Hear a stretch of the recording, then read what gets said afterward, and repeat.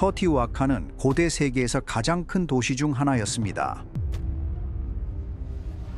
멕시코시티 북동쪽 고원지대에 자리 잡은 터티우아칸은 약 20제곱킬로미터에 걸쳐 대로와 광장, 피라미드와 주거 단지들이 펼쳐져 있습니다. 약 1600년 전 전성기 시절 이곳에는 고대 로마보다 더 많은 인구가 거주했습니다. 절정기에 20만 명에 달했던 거대한 도시. 하지만 이 도시를 세운 이들은 그 어떤 이름도 해독 가능한 기록도 돌에 새겨진 왕의 형상도 남기지 않았습니다. 수세기 후 이 폐허 속에 선 아즈텍인들은 이곳을 터티우아칸, 즉 신들이 창조된 곳이라 불렀습니다. 당시 그들이 알지 못했던 사실은 눈에 보이는 도시가 정교하게 설계된 훨씬 더 거대한 건축물의 일부분일 뿐이며 이곳을 건설한 이들이 알 수 없는 이유로 자신들의 작업물 일부를 봉인해 감춰두었다는 점입니다. 이 숨겨진 존재에 대한 첫 번째 현대적 단서는 우연히 발견되었습니다.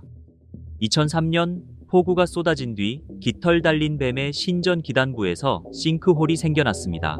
고고학자들이 카메라를 내려보내자 단순한 붕괴가 아닌 의도적으로 조성된 빈 공간이 드러났습니다. 바로 피라미드 아래 약 18m 지점까지 뻗어있는 폐쇄된 터널이었습니다. 터널 입구는 돌무더기로 가득 채워진 채 은폐되어 있었습니다. 누군가 의도적으로 이곳을 폐쇄했으며 그 일은 거의 2000년 전에 이루어졌습니다. 멕시코 국립인류학역사연구소의 수석 고고학자 세르히오 고메스 차베스가 이 터널의 발굴을 담당했습니다. 짧은 정비 작업으로 끝날 줄 알았던 일은 결국 15년에 걸친 대대적인 조사가 되었습니다. 화산암을 깎아 만든 약 104m 길이의 통로는 천장이 낮고 은밀했습니다. 행렬을 위한 공간이라기보다 은밀한 행위를 위해 마련된 장소에 가까웠습니다. 고메즈의 탐사팀은 이곳을 한 뼘 한 뼘 신중하게 훑어나갔습니다. 이들은 정성껏 배치된 수천 개의 유물을 기록했습니다. 정교하게 조각된 비취 인형, 여전히 날카로운 흑요석 칼날, 황철석 거울과 제규어의 뼈, 고무공, 그리고 태평양과 카리브해 양쪽 바다에서 건너온 조개 껍데기들이었습니다. 이 유물들은 결코 폐기물이 아니었으며 일정한 패턴과 의미를 품고 정갈하게 배열되어 있었습니다. 터널의 가장 끝부분, 피라미드 정중앙 바로 아래에서 가장 기묘한 발견이 이루어졌습니다. 밀폐된 방 안에서 탐사팀은 바닥에 파인 작은 구덩이들을 발견했는데 각 구덩이에는 여전히 출렁이며 빛나는 액체 금속인 수은이 고여 있었습니다.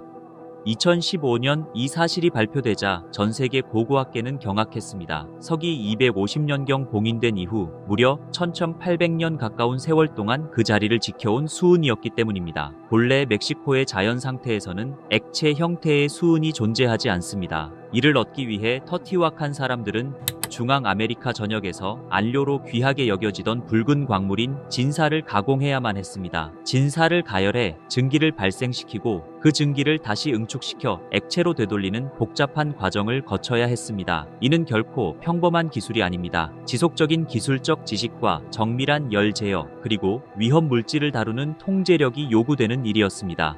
멕시코 계곡의 한 공동체가 신성한 유적 아래 상당한 양의 수은을 추출해 저장했다는 사실은 상징적 해석만으로는 설명하기 어려운 의문을 제기합니다. 학자들은 그럴듯한 상징적 해석들을 제시해 왔습니다.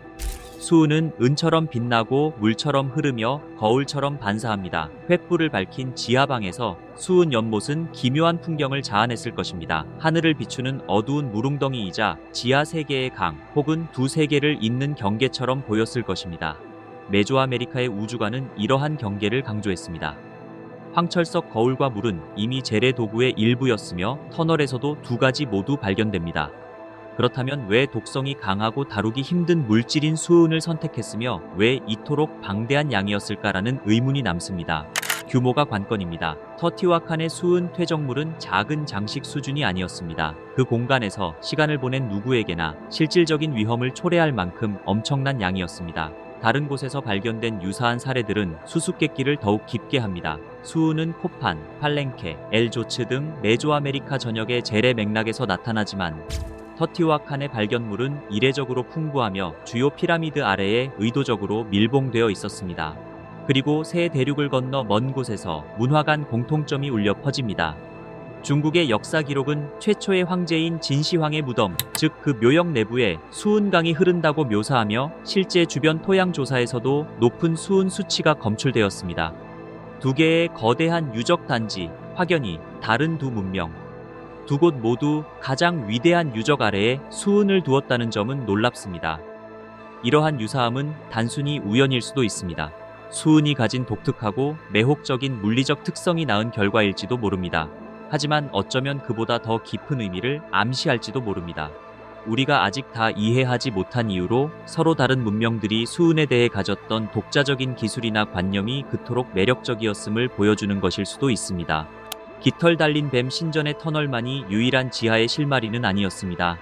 2017년 멕시코 국립인류학역사 연구소 INAH의 베로니카 오르테가는 도시 재래축의 북쪽 끝에 위치한 달의 피라미드 아래에서 두 번째 터널의 증거를 발견했다고 발표했습니다. 달의 피라미드는 인근의 세로 고르도 산을 닮아 있으며 죽은 자의 거리의 중심을 잡고 있습니다. 진북에서 동쪽으로 약 15.5도 기울어진 채 3km 넘게 뻗어 있는 이 행진용 대로는 재래가 열리는 날 플레이아데스 성단이 지는 것과 같은 특정한 천문 현상과 정확히 일치하도록 설계되었습니다. 이러한 축과 도시 방향의 정밀함은 이곳이 자연스럽게 형성된 마을이 아니라 철저히 계획된 대도시였음을 분명히 보여줍니다. 그리고 그 계획은 지표면 아래까지 뻗어 있었습니다. 최근 몇 년 사이 지표2과 레이더 기술은 투박한 관측 도구에서 벗어나 깊은 땅 속의 미세한 밀도 차이까지 지도화할 수 있는 정교한 시스템으로 진화했습니다. 멕시코 국립인류학역사연구소는 이 차세대 레이더를 터티우아칸 전역에 투입하기 시작했습니다. 학계에 조심스럽게 공유된 초기 결과는 가히 파격적이었습니다. 깃털 달린 뱀 신전과 달의 피라미드 아래 숨겨진 공간들은 더 거대한 지하 네트워크의 일부인 것으로 보입니다. 봉인된 방들과 터널의 파편들, 그리고 여러 주요 건축물 아래와 죽은 자의 거리를 따라 형성된 공동들이 드러난 것입니다. 레이더는 지상도시의 계획을 그대로 거울처럼 비추는 지하 인프라, 즉 지표 아래의 거울 도시의 존재를 암시합니다. 여기에는 서로 다른 깊이에 자리 잡은 방들과 그 사이를 잇는 연결 통로의 가능성이 포함되어 있습니다. 이 해석은 여전히 논쟁의 중심에 서 있습니다. 레이더는 영상을 제공하지만 이는 발굴을 통해 확인되어야 하며 발굴 작업은 속도가 느리고 비용이 많이 들 뿐만 아니라 거대한 석조 구조물의 안정성을 위협할 수 있다는 위험이 따릅니다. 실제로 깃털 달린 뱀 신전의 터널을 확보하는 데만 10년이 넘는 세월이 걸렸습니다. 지금도 우뚝 서 있는 달의 피라미드 아래를 파헤치는 것은 이 주요 건축물의 토대를 흔들 수 있는 매우 위험한 일입니다. 하지만 만약 레이더가 포착한 이미지가 정확하다면 터티와칸에 대한 우리의 이해는 완전히 뒤바뀌게 될 것입니다. 지상의 건축물들은 이 거대 프로젝트의 절반에 불과할지도 모릅니다. 하늘의 천문 현상에 맞춰 정렬된 지상의 신전과 광장들이 지하의 방 및 네트워크와 정교하게 맞물려 있는 구조인 셈입니다. 이처럼 두 층 위의 도시를 건설했다는 사실은 그동안 고고학자들이 인정하면서도 그 이유를 구체적으로 설명하지 못했던 엄청난 규모의 노동력 투입을 설명해 줍니다. 또한 왜 먼 해안가에 물자들이 공수되고 숙련된 장인들이 이 하나의 도심으로 결집했는지도 설명이 가능해집니다. 결국 지하 세계와 인간의 세상은 하나의 거대한 공학적 시스템으로 설계되었을 가능성이 큽니다. 그리고 이는 다시 수은이라는 주제로 이어집니다. 만약 지하의 방들이 단순히 상징적인 공간을 넘어 수은의 특정한 성질을 필요로 하는 기능적인 역할을 수행했다면 터티와칸인들의 기술력과 화학 지식에 대한 우리의 가정은 확장되어야만 합니다. 수은은 열과 전기를 전달하는 방식이 여타 물질과 다를 뿐만 아니라 빛을 반사하고 액체 상태로 고이며 기체로 증발하는 독특한 성질을 지니고 있기 때문입니다. 어쩌면 그 특성들은 오늘날 우리에겐 잊힌 어떤 제의적이고도 기술적인 과정에서 중요한 역할을 했을지도 모릅니다. 그 신비로운 광택은 당시 건축가들이 활용할 수 있다고 믿었던 우주론적 요소를 상징했을지도 모릅니다. 제의적 목적을 넘어선 기술적 용도에 대한 직접적인 증거는 없으며 여전히 많은 부분은 추측에 의존하고 있습니다. 하지만 발견된 막대한 양과 중심 피라미드 바로 아래라는 위치, 그리고 의도적인 밀봉 흔적은 이 지하 공간들이 상징과 통제, 기능을 결합한 특별한 목적을 지녔을 가능성을 시사합니다. 도시가 종말을 보하면서 이야기는 어두운 국면으로 접어듭니다. 서기 550년에서 650년 사이인 7세기 어느 시점 터티우아칸의 의뢰 중심지가 불길에 휩싸였습니다. 신전들은 불길에 휩싸였고 조각상들은 쓰러졌으며 얼굴들은 의도적으로 훼손되었습니다. 폭력은 권력과 종교의 상징들을 겨냥했습니다. 반면 일반 주거 지역의 피해는 비교적 적었으며 일부 구역은 이후로도 수십 년간 유지되었습니다. 이러한 양상은 외부의 정복보다는 내부의 격변을 암시합니다. 가뭄이나 기근, 전염병 혹은 정치적 위기가 촉발한 사회적 종교적 붕괴였을 테지만 당시 사람들은 이를 신의 은총을 잃은 신호로 해석했을 것입니다. 원인이 무엇이었든 그 대응은 체계적이었습니다. 터널은 봉쇄되었습니다. 지하방들은 돌무더기로 빽빽하게 채워졌습니다. 도시의 가장 은밀한 건축물들은 그렇게 영원히 닫혀버렸습니다. 공공재래를 위한 건축물들은 파괴되거나 훼손되었습니다. 그리고 사람들은 떠났습니다. 의도적으로 봉인한 이 행위는 시사하는 바가 큽니다. 만약 지하의 구조물들이 그저 재래용 소품에 불과했다면 이토록 정성스럽게 뒷정리를 하지는 않았을 겁니다. 대신 건설자들은 그것들을 숨겼습니다. 지식마저 세상으로부터 격리한 것이죠. 그들은 눈에 띄는 표식들을 불태웠고 도시의 권력을 지하의 영역과 연결하던 바로 그 매개체들을 땅속 깊이 묻어버렸습니다. 그들이 무엇을 지키려 했든 그것이 후대에 전해지는 것만은 원치 않았습니다. 훗날 이 폐허를 우연히 발견한 아즈텍인들은 이곳을 신이 만든 장소라고 믿었습니다. 그들은 건설자들의 의도는 오해했을지 모르나 그 유산이 지닌 규모의 거대함만큼은 제대로 보았던 것입니다. 오늘날에도 작업은 단속적으로 이어지고 있습니다. 고메즈와 연구진은 깃털 달린 뱀의 터널에서 회수된 유물들을 계속 분석하고 있으며 전문가들은 여전히 수천 점의 재래용 물품을 목록화하고 그 속에 담긴 의미를 해석하는 데 매진하고 있습니다. 달의 피라미드 지하 터널은 이제 발굴을 향한 신중한 결단을 기다리고 있습니다. 지표 투과 레이더 조사가 지하의 빈 공간들을 탐색하고는 있지만 조사 범위는 아직 불완전합니다. 터티와카는 실로 광활한 대지를 차지하고 있습니다. 아직 스캔되지 않은 구역이 많으며 지하 깊숙이 잠든 것들 중 세상 밖으로 드러난 것은 극히 일부에 불과합니다. 수은의 존재는 현실적인 난관을 더합니다. 수은 증기나 수은 웅덩이가 가득 차 있을지 모를 밀봉된 방을 발굴하는 일은 건강에 위험을 초래할 수 있으며 이를 위해 전문적인 안전 수칙과 장비 그리고 장기적인 예산 지원이 반드시 뒷받침되어야 합니다. 그리고 질문은 계속해서 꼬리에 꼬리를 묻니다. 과연 누가 이 터티우아칸을 세웠을까요? 그들이 스스로를 무엇이라 불렀는지 어떤 언어를 사용했는지조차 우리는 여전히 알지 못합니다.